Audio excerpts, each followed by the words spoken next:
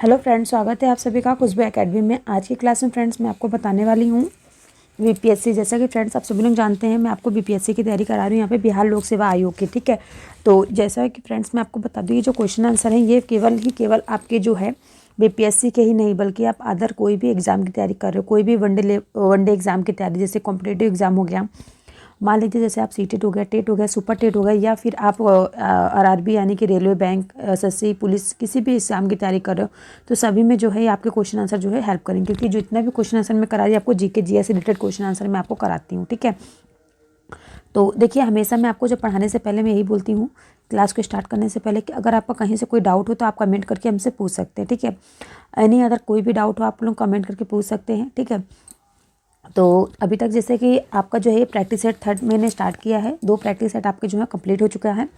उसका जो है फ्रेंड्स मैंने 30-30 क्वेश्चन के पार्ट वाइज पढ़ाए हैं, और एक महामैराथन क्लास में जिसमें मैंने आपको 150 क्वेश्चन जो है कंप्लीट करा देती हूँ। ठीक है, तो आप लोग जा करके उसको देख लीजिएगा। अगर आप लोगों को क्लास समझ में आती तो अच्छी बात है, अगर कोई आपको डाउट है तो कमेंट करके हमसे पूछ लिए करिए। ठीक है, जो क्वेश्चन में आपको डाउट हो फिर ना समझ में आ रहा हो तो आप हमसे पूछ सकते हैं कमेंट के माध्यम से। ओके, तो देखिए आज की क्लास में जो है आपको जो है पार्ट 2 है प्रैक्टिस सेट नंबर 2 का। तो फर्स्ट क्वेश्चन दिया गया है 2 वर्ष से 6 वर्ष की आयु को कहते हैं।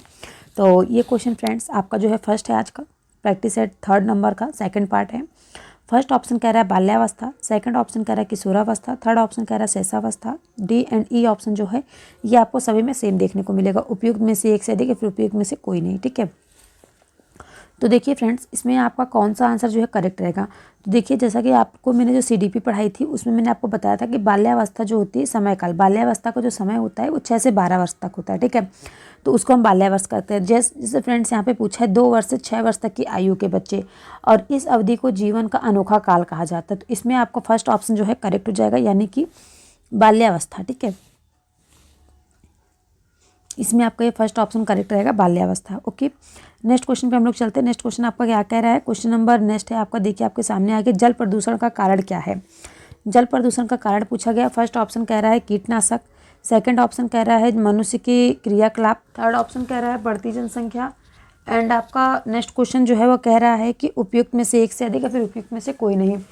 तो इसमें आपका कौन सा क्वेश्चन का आंसर जो है करेक्ट रहेगा। ठीक है, तो आप में से अगर देखिए मैं आपको एक बात और कहती हूँ कि अगर आप में से किसी को कोई सा भी क्वेश्चन का आंसर पहले से आ रहा है तो आप कमेंट करके बताया करिए। ठीक है, और लास्ट में अपना आप लोग स्कोर बताया करिए कि आपका जो है, मैंने आपको 30 क्वेश्चन डेली क्लास में कराते हैं, 30 क्वेश्चन कभी 35 क्वेश्चन हो जाते हैं, तो उसमें से कितने क्वेश्चन के आंसर जो आपको पहले से आते थे, तो आप लोग कमेंट करके जरूर बताया करिए। ठीक है, तो देखिए जल प्रदूषण का कारण क्या है आप लोगों को पता है तो कमेंट करके बताइए इस 5 ऑप्शन में से कौन सा क्वेश्चन का आंसर जो है वो करेक्ट रहेगा। ठीक है,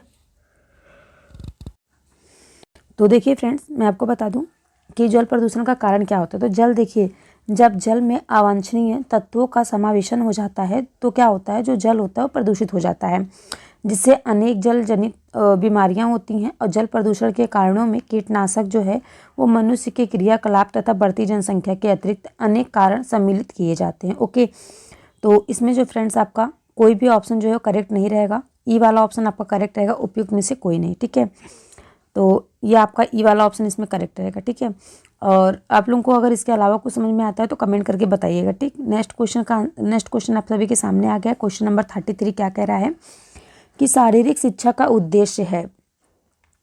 तो देखिए फ्रेंड्स शारीरिक शिक्षा का उद्देश्य क्या है। फर्स्ट ऑप्शन कह रहा है मनोवैज्ञानिक विकास, सेकंड कह रहा है मानसिक विकास, थर्ड कह रहा है शारीरिक विकास, and D and E option कह रहा है उपयुक्त में से एक से अधिक या फिर उपयुक्त में से कोई नहीं। तो इसमें कौन सा क्वेश्चन का आंसर जो है आपका करेक्ट रहेगा।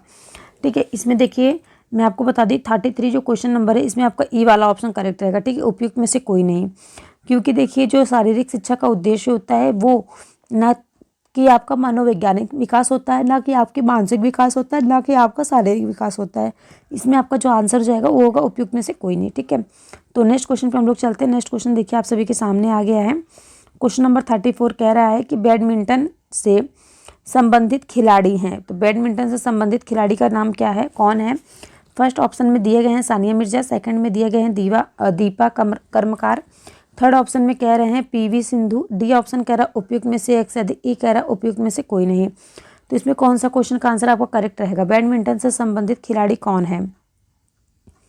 तो देखिए फ्रेंड्स जो बैडमिंटन खेल से संबंधित, अगर आप कोई बैडमिंटन खेल आता है तो आप सभी को पता है बैडमिंटन जो है, सबसे पहले आपको बैडमिंटन के नाम पे आपका आ जाएगा सानिया मिर्जा। ठीक है, सानिया मिर्जा जो है वो टेनिस, दीपा कर्मकार जिम्नास्ट तथा पीवी सिंधु बैडमिंटन से संबंधित खिलाड़ी हैं। ठीक है, इसमें आपका सी ऑप्शन जो है करेक्ट रहेगा। आगे पीवी सिंधु। ओके, ये क्या है जो बैडमिंटन से संबंधित खिलाड़ी हैं। नेक्स्ट क्वेश्चन पे हम लोग चलें। नेक्स्ट क्वेश्चन आपके सामने आ गया। क्वेश्चन नंबर 35 कह रहा है दालों में सबसे ज़्यादा क्या पाया जाता है। फर्स्ट ऑप्शन कह रहा है विटामिन पाया जाता है, सेकंड ऑप्शन कह रहा है आपका फैट पाया जाता है, थर्ड ऑप्शन कह रहा है प्रोटीन पाया जाता है, एनडी ऑप्शन कह रहा है उपयुक्त में से एक से अधिक, फिर उपयुक्त में से कोई नहीं। तो इसमें कौन सा क्वेश्चन का आंसर जो आपका करेक्ट रहेगा। दालों में सबसे अधिक मात्रा में क्या पाया जाता है। तो देखिए फ्रेंड्स, देखिए यहाँ आपका दाल की बात हो रही है। ठीक है, दाल यानी कि आपके ओट्स की बात हो रही है। जो दाल होता है इसमें सबसे अधिक मात्रा में जो पाया जाता है फ्रेंड्स, वो पाया जाता है आपका प्रोटीन। प्रोटीन आपको देखने को मिल रहा है फर्स्ट ऑप्शन में। ठीक है, इसके अलावा भी अगर आप लोगों को कुछ पता है दाल में क्या पाया जाता है तो आप लोग कमेंट करके बताइएगा। ठीक है, दाल में सबसे अधिक मात्रा में क्या पाया जाता है। सॉरी फ्रेंड्स, प्रोटीन पाया जाता है, मैं विटामिन पे लगा रही हूँ। या आपका सी वाला ऑप्शन जो है वो करेक्ट रहेगा। ठीक है, तो चलिए नेक्स्ट क्वेश्चन पे हम लोग चलते हैं। नेक्स्ट क्वेश्चन आप सभी के सामने है, क्वेश्चन नंबर 36। इसमें कह रहा है कि LSD के सेवन से होता है। LSD के सेवन से क्या होता है। फर्स्ट ऑप्शन कह रहा है किडनी का रोग, सेकंड आंसर ऑप्शन कह रहा है यकृत रोग, थर्ड ऑप्शन कह रहा है cancer, D and E option कह रहा है उपयुक्त में से एक से अधिक, फिर उपयुक्त में से कोई नहीं। तो इसमें आपका जो है कौन सा क्वेश्चन का आंसर जो रहेगा करेक्ट रहेगा। कमेंट करके आप लोग बताइए अगर आप लोगों को पहले से पता है तो।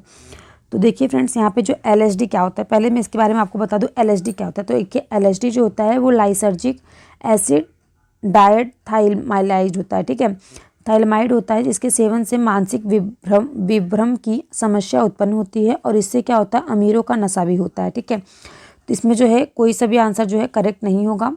ये आपका ई वाला ऑप्शन करेक्ट होगा, उपयुक्त में से कोई नहीं। ओके, तो नेक्स्ट क्वेश्चन देखिए आप सभी के सामने आ गया है। नेक्स्ट क्वेश्चन जो है 37 कह रहा है कि व्यायाम के लाभ क्या होता है फ्रेंड्स। फर्स्ट ऑप्शन कह रहा है भूख लगना, सेकंड कह रहा है फुर्तीला, थर्ड ऑप्शन कह रहा है रक्त में प्रवाह में वृद्धि होना, डी ऑप्शन कह रहा है उपयुक्त में से एक से अधिक, या फिर उपयुक्त में से कोई नहीं। तो देखिए फ्रेंड्स, व्यायाम के जो लाभ होते हैं वो अनेक लाभ होते हैं व्यायाम से। ठीक है, ऐसा नहीं है कि व्यायाम करने से आपको भूख लगती है, आपके शरीर में फुर्तीलापन होता है, रक्त में वृद्धि होती है।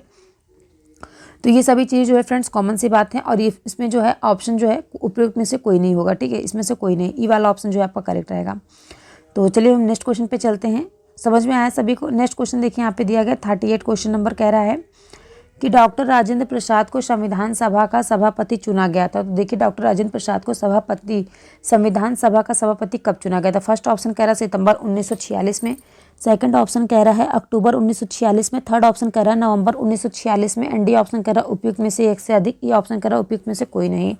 तो इसमें से कौन सा क्वेश्चन का आंसर जो है आपका करेक्ट रहेगा। ठीक है, तो आप लोग कमेंट करके बताइए जिसको पता है डॉक्टर राजेंद्र प्रसाद को संविधान सभा का सभापति कब चुना गया था। पता है आप लोगों से मैं क्वेश्चन के आंसर क्यों पूछती हूँ, ताकि साथ में साथ जो आप लोग कभी कभी क्या करते हैं दिमाग नहीं चलाते हैं, तो आप लोगों का दिमाग भी साथ में चलता रहे और आप लोग क्वेश्चन का आंसर बताते रहे। ठीक है, आप लोग भी क्लास में एक्टिव बने रहें। ओके, तो देखिए मैं आपको बता दूं जो डॉक्टर राजेंद्र प्रसाद है इनको संविधान सभा का जो सभापति चुना गया था वो फ्रेंड्स चुना गया था 9 दिसंबर 1946 को। ठीक है, 9 दिसंबर 1946 को क्या होता संविधान सभा की प्रथम बैठक हुई थी और इसकी अध्यक्षता जो है डॉक्टर सच्चिदानंद सिन्हा ने की थी। तो यहाँ पे फ्रेंड्स आपको 9 दिसंबर 1946 कहीं देखने को दिख रहा है, नहीं मिल रहा है, तो इसमें आपका जो ऑप्शन हो जाएगा करेक्ट हो जाएगा ई वाला ऑप्शन, उपयुक्त में से कोई नहीं। अब थोड़ा सा और मैं आपको बता दूं, देखिए ये जो संविधान सभा के अस्थायी अध्यक्ष थे तथा 11 दिसंबर 1946 को संविधान सभा ने डॉक्टर राजेंद्र प्रसाद को संविधान सभा के स्थायी अध्यक्ष के रूप में निर्विरोध चुना था। ठीक है, तो आपका जो इसमें आंसर ई वाला ऑप्शन करेक्ट हो गया। ओके, याद रखिएगा 9 दिसंबर 1946 ईस्वी को जो है इनको संविधान सभा के प्रथम बैठक में इसकी अध्यक्षता में डॉक्टर सच्चिदानंद सिन्हा ने इनको जो है सभापति चुना था। ओके, नेक्स्ट क्वेश्चन पर हम लोग चलिए। इस क्वेश्चन का आंसर आई होप आप सभी को अच्छे समझ में आ गया होगा। डाउट हो तो आप लोग कमेंट करके पूछ सकते हैं। ठीक है, तो चलिए हम नेक्स्ट क्वेश्चन पे चलते हैं। नेक्स्ट क्वेश्चन आपका इसके बाद 39 आता है। 39 क्वेश्चन नंबर क्या कह रहा है उस पर हम लोग चर्चा करते हैं। तो देखिए 39 क्वेश्चन नंबर आप सभी के सामने आ गया। 39 क्वेश्चन नंबर में कह रहा है कि भारतीय प्रशासन में विभाजन प्रणाली किससे संबंधित है। फर्स्ट कह रहा है लेखा परीक्षण लेखा, सेकंड कह रहा है केंद्र राज्य, थर्ड कह रहा है नीति कार्यान्वयन, डी ऑप्शन कह रहा है उपयुक्त में से एक से अधिक, ई कह रहा है उपयुक्त में से कोई नहीं। तो कौन सा क्वेश्चन का आंसर जो है वो करेक्ट रहेगा। ठीक है, तो 39वां क्वेश्चन नंबर जो है फ्रेंड्स, इसमें देखिए बात हो रही है भारतीय प्रशासन में विभाजन प्रणाली किससे संबंधित है। तो देखिए फ्रेंड्स, विभाजन जो प्रणाली है वो नीति कार्यान्वयन से संबंधित है। ठीक है, याद रखिएगा, ये आपके एग्जाम में पूछा जा सकता है। आप कोई भी कॉम्पिटेटिव एग्जाम की तैयारी कर रहे हो, ठीक है, सपोज दैट टीचिंग परीक्षा या फिर अन्य कोई भी परीक्षा की अगर आप तैयारी कर रहे हैं तो इसमें आपका जो है विभाजन प्रणाली जो है काफ़ी बार पूछा जाता है। तो देखिए मैं आपको विभाजन प्रणाली एक बार बता देती हूँ, विभाजन प्रणाली होता क्या है। तो सभी लोग ध्यान से सुनिएगा।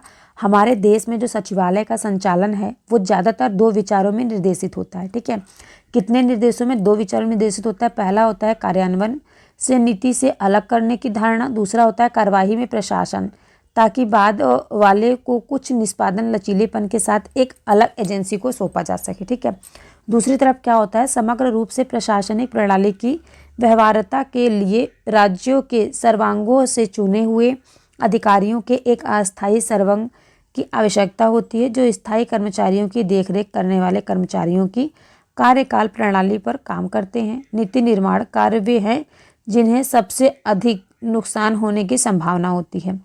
अगर हम बात करें कि नियमित व्यवसाय हमेशा अधिक दबाव वाले पर होता है। ठीक है, और अगर हम बात करें जो नीति निर्माण की तुलना है उसमें कम बौद्धिक संसाधनों की आवश्यकता होती है, क्योंकि मानव जो होता है, मानव में मन कम से कम विरोधी की तरजीह देता है और संपूर्ण प्रशासन से मुक्ति जो होती है एक अलग नीति विभाग सामान्य कर्मचारी बनकर सावधानी पूर्वक और सफल योजना बनाकर सुनिश्चित करना ही संभव है। ठीक है, इसलिए इस प्रणाली को क्या कहा जाता है, विभाजन प्रणाली के रूप में जाना जाता है। ओके, तो आई होप आप सभी को जो है फ्रेंड्स क्वेश्चन नंबर 39 समझ में आ गया होगा। नेक्स्ट क्वेश्चन पे हम लोग चलते हैं। नेक्स्ट क्वेश्चन देखिए आप सभी के सामने आ गया। नेक्स्ट क्वेश्चन नंबर 40 कह रहा है कि एडिस इजिप्टी मच्छर के कारण निम्नलिखित में से कौन सी बीमारी होती है। फर्स्ट ऑप्शन कह रहा है डेंगू, सेकंड ऑप्शन कह रहा है चिकनगुनिया, थर्ड ऑप्शन कह रहा है जीका, डी ऑप्शन कह रहा है उपयुक्त में से एक से अधिक, ई ऑप्शन कह रहा है उपयुक्त में से कोई नहीं। तो इसमें कौन से क्वेश्चन का आंसर जो है करेक्ट रहेगा। एडिस जो है ये इस मच्छर कौन सी बीमारी से होती है। ठीक है, तो इसमें आपको कौन सा आंसर करेक्ट रहेगा। तो इसमें देखिए फ्रेंड्स आपका हो जाएगा उपयुक्त में से एक से अधिक। ठीक है, उपयुक्त में से एक से अधिक हो जाएगा। ऐसा क्यों? क्योंकि देखिए जो एडिस होता है, डेंगू जो होता है फ्रेंड, डेंगू एक मच्छर जनित उष्णकटिबंधीय बीमारी है। ठीक है, जो डेंगू वायरस यानी कि जीन्स फ्लेविशियस वायरस के कारण होता है और इसका जो प्रसार है वो मच्छरों की कई जीन्स एंडीज प्रजातियां मुख्य रूप से एंडीज मच्छर द्वारा होता है। ठीक है, ये जो एंडीज इजिप्टी मच्छर है इसको चिकनगुनिया और जिंका संक्रमण भी कहते हैं। ठीक है, तो इसमें आपका डी ऑप्शन करेक्ट हो जाएगा, ये वाला। ओके, उपयुक्त में से एक से अधिक। जो एडिस इजिप्टी मच्छर है इसके कारण डेंगू, चिकनगुनिया और जीका तीनों बीमारियां हो सकती हैं। ओके, नेक्स्ट क्वेश्चन पे हम लोग चलें।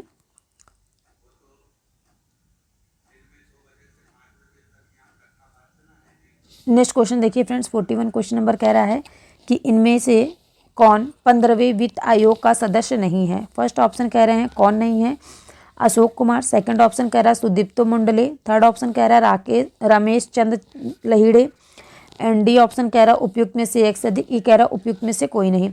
तो देखिए फ्रेंड्स यहाँ बात हो रही है कि पांचों ऑप्शन में से कौन है जो 15वें वित्त आयोग का सदस्य नहीं थे।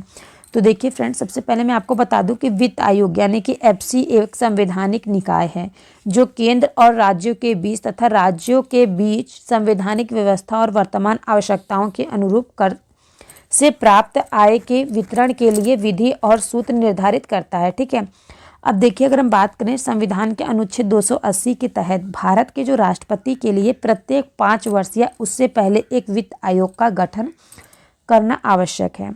अब यहाँ बात हो रही 15वें वित्त आयोग का गठन जो है वो भारत के राष्ट्रपति द्वारा नवंबर 2017 में NK सिंह की अध्यक्षता में किया गया था। ठीक है, किसकी अध्यक्षता में किया गया था फ्रेंड्स? NK सिंह की अध्यक्षता में किया गया था और इसकी सिफारिश जो है वर्ष 2021 से 22 से वर्ष 2025 से 26 तक 5 वर्ष की अवधि के लिए मान्य होगी। अब देखिए आयोग के अन्य सदस्य जैसे कि श्री अजय नारायण झा, ठीक है, नेक्स्ट आपके आ गए हैं प्रोफेसर अनूप सिंह, डॉक्टर अशोक लिहिड़ी और डॉक्टर रमेश चंद्र लिहिड़ी, जबकि श्री अरविंद मेहता जो हैं ये इसके सचिव हैं और सुदीप्तो मंडले इस आयोग के सदस्य नहीं है। ठीक है, तो इसमें फ्रेंड्स जो आपका आंसर हो जाएगा वो हो जाएगा आपका बी वाला आंसर करेक्ट रहेगा।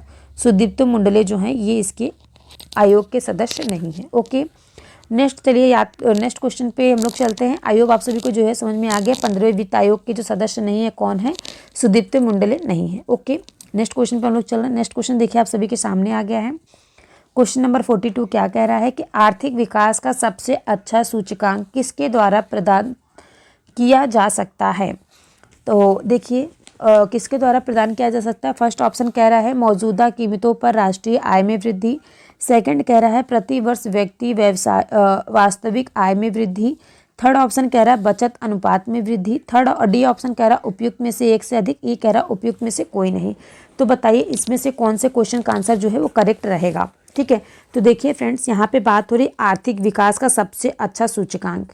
ठीक है, तो आर्थिक विकास का जो सर्वोत्तम सूचकांक होता है वो प्रति व्यक्ति प्रति वर्ष वास्तविक आय में वृद्धि अथवा प्रति व्यक्ति जीएनपी यानी कि ग्रास नेशनल प्रोडक्ट द्वारा प्रदान किया जाता है। और इसलिए इसमें आपका जो आंसर करेक्ट हो जाएगा वो हो जाएगा आपका बी वाला आंसर, प्रति वर्ष व्यक्ति वास्तविक आय में वृद्धि। ठीक है, तो ये आपको आंसर कहाँ देखने को मिल रहा है? सेकंड वाला आंसर जो है करेक्ट हो जाएगा। ओके, सभी को समझ में आया। अब देखिए मैं आपको बता दूं, अगर किसी देश के सकल घरेलू उत्पादक जीएनपी को उसकी जनसंख्या के विभाजित करके प्राप्त किया जा सकता है। प्रति व्यक्ति आय का जो स्तर होता है जितना अधिक होगा आर्थिक विकास भी उतना ही अधिक होगा। विश्व बैंक ने अपनी विश्व विकास रिपोर्ट 1998 में प्रति व्यक्ति सकल घरेलू उत्पादक जीएनपी के आधार पर दुनिया के देशों को वर्गीकृत किया है।